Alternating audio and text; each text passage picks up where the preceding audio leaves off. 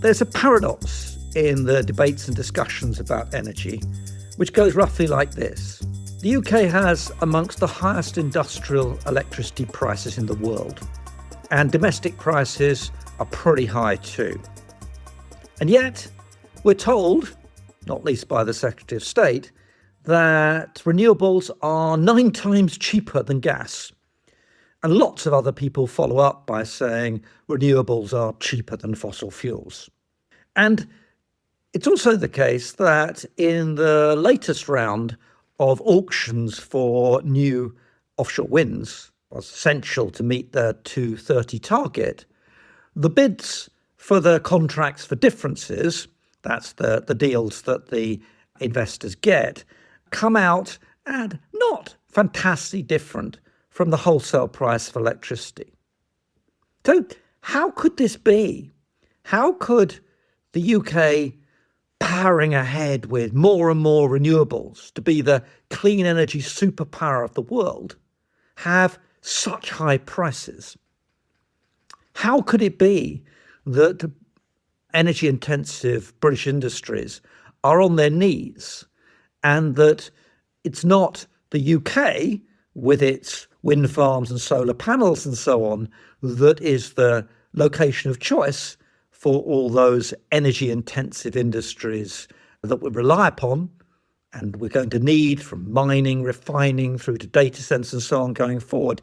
How is it that these are going to the United States for cheap gas when we're supposed to be the energy superpower and it's us that are supposed to be the place where the future economic growth of the world is going to be located? That's what needs an answer. And the answer isn't very difficult to dig up, except if you're a lobbyist for the renewable side or you're part of the Secretary of State's narrative.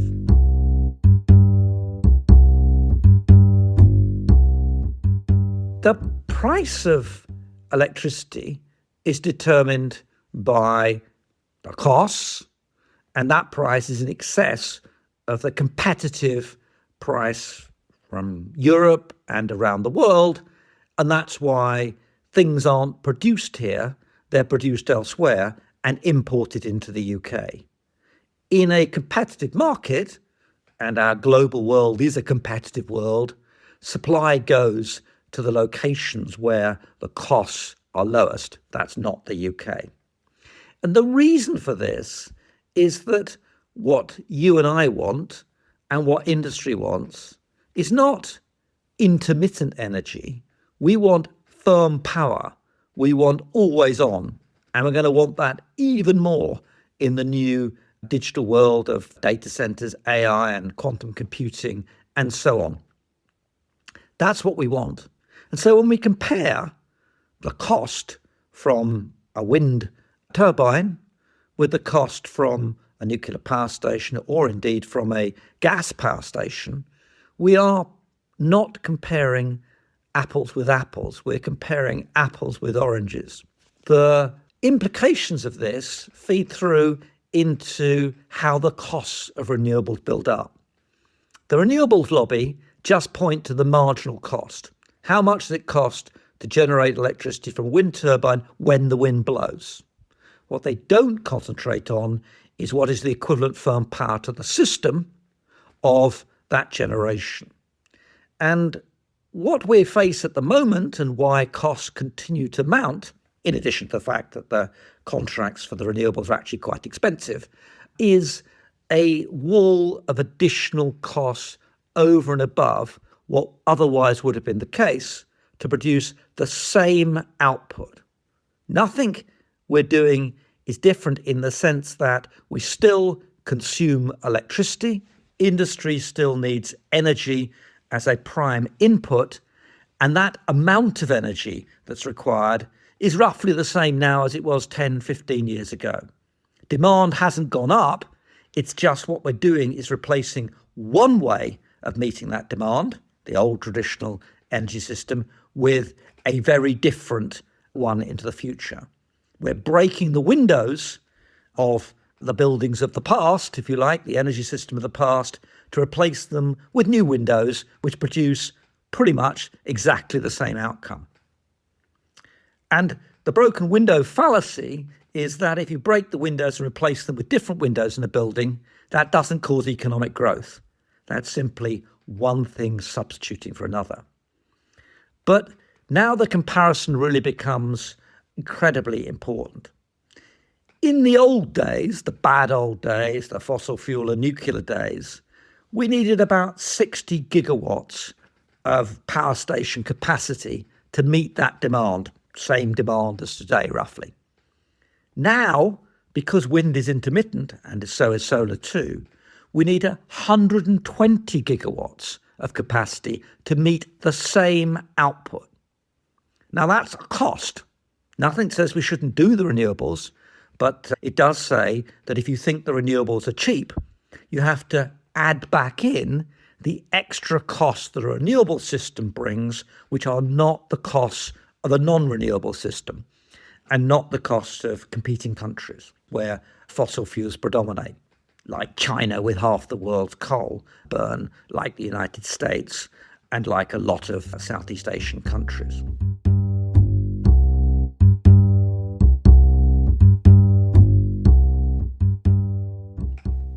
So twice the capacity for the same output.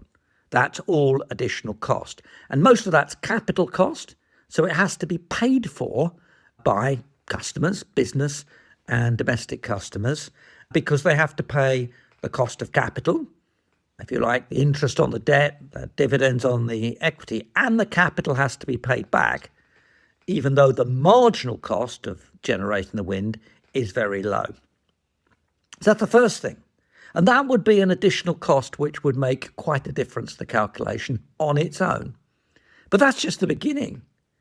Why do you think we're building all these grid infrastructures, these power lines, these pylons, these connections to Scotland, etc., to produce the same energy demand meeting output as in the past?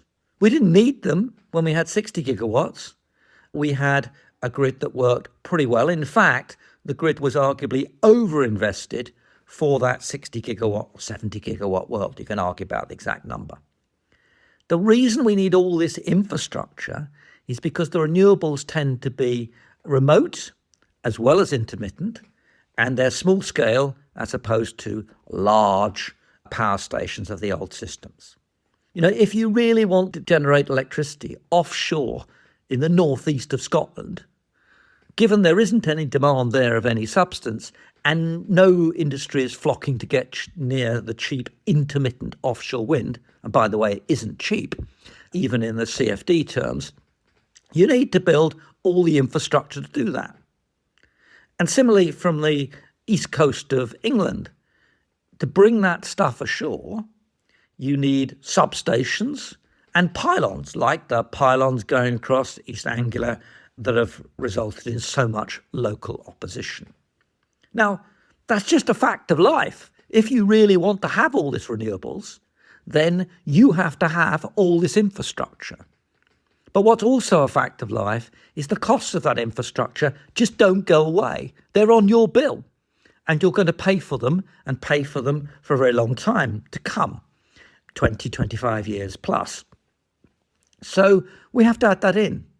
But even that's not the total cost of renewables, because in addition to needing twice the capacity to meet the same demand, roughly, in addition to needing a very major expansion of the transmission system and indeed the distribution system, we have to have storage too. Because not only does the wind not blow all the time, and not only does the sun not shine very much in winter and doesn't shine at night, but in addition to that, we need to add into that intermittency the fact that in the depths of winter, there might be very little sun, and in high-pressure weather systems over Europe, there might be very little wind. And indeed, in the hypothetical case where there is no wind and no solar, you need a completely replicated system to match that demand. Now, of course, it isn't really like that, because wind in different parts of the country blows in different ways according to different weather systems. And there's all those interconnectors bringing power into our system and adding to our balance of payments, provided, of course, the Europeans have excess power at a reasonable cost when the wind isn't blowing here and the sun isn't shining. And in deep winter, that's probably true in Northern Europe too, but let's put that aside. So how do we deal with that? Well, we need short-term storage, day-night storage. That's all about batteries. We didn't need the batteries in the old system. They are an additional cost to the system for having a renewables-based energy system. Then we need medium or longer term duration storage.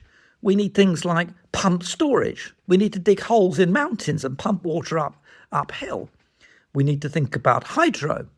We need to think about other modern ways of storing energy. We might have to think about hydrogen. And even that probably doesn't quite do the job. So we need to think through how exactly those interconnectors are going to really back us up. That's all an additional cost to the system over and above what we had before. And then, of course, there's the get out of jail card that, well, maybe we should just accept that we have to moderate our demands, that we have to be flexible, that demand has to be active. Well, that may well be the cheapest way of dealing with some of this intermittency. No bad thing. But when we've got smart meters that actually work and are comprehensive and can do this stuff, we still have to recognise that an electricity supply which is not always on, that we have to be flexible in our use of, is, in a sense, a higher cost than would be the case in the old world where nobody thought about interruptions in their power supply. Nobody thought about having to moderate their demands in order to match the peaks of the system.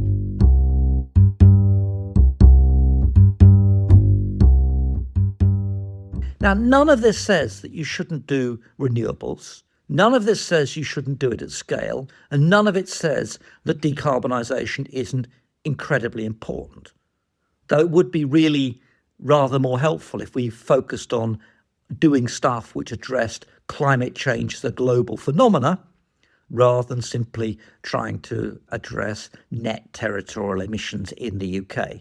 But that's an aside. It's the wrong target, but nevertheless, decarbonisation is a very important part of this. What it does say is that if you want to decarbonise at a very rapid rate, and if everybody else is not all following you, then you're going to have high energy costs and you're going to have a lack of competitiveness in your energy pricing, and domestic consumers are going to have to take a hit, in effect paying for the pollution which they weren't paying for under the old system. It's about honesty. And it's about telling people that, yes, it's important to address climate change. Yes, decarbonisation is a very crucial part of what we should do as part of our, if you like, moral duty to the planet. But it's also about telling them, and it's going to cost you. You have been living beyond your environmental means. Industry has been polluting with carbon emissions, and not to do so is going to be expensive. We're not then going to be an energy superpower. We are not going to be keen, competitive locations for everyone to flock to bring their energy-intensive industries here. We are going to have to face up to the consequences of the choices we're making. If the Secretary of State would tell people that, it would be very different from the la-la world we live in which, it's all win-win-win. Cheap energy, it's all renewable, it's all clean, it's all homegrown. Never mind the supply chains are almost entirely foreign. That story is being found out. And when you look at your electricity bill, when the next large industrial complex closes because of high energy costs, when new companies don't choose the UK to locate because of the energy costs, when all that happens, you will know why that's the case, and you will know that's a price that you are paying for the dash to net zero in 2030 in a context in which the costs are going to be higher, not lower, and a context in which you have been told it's all going to be fine when it isn't. So the price of energy isn't coming down anytime soon, except ironically if the gas price falls, and renewables aren't cheap. But that's just the facts of life, and somebody should be honest enough as a politician to tell us those facts in a straightforward and non-spun way. But then that's not what politicians do. Thank you.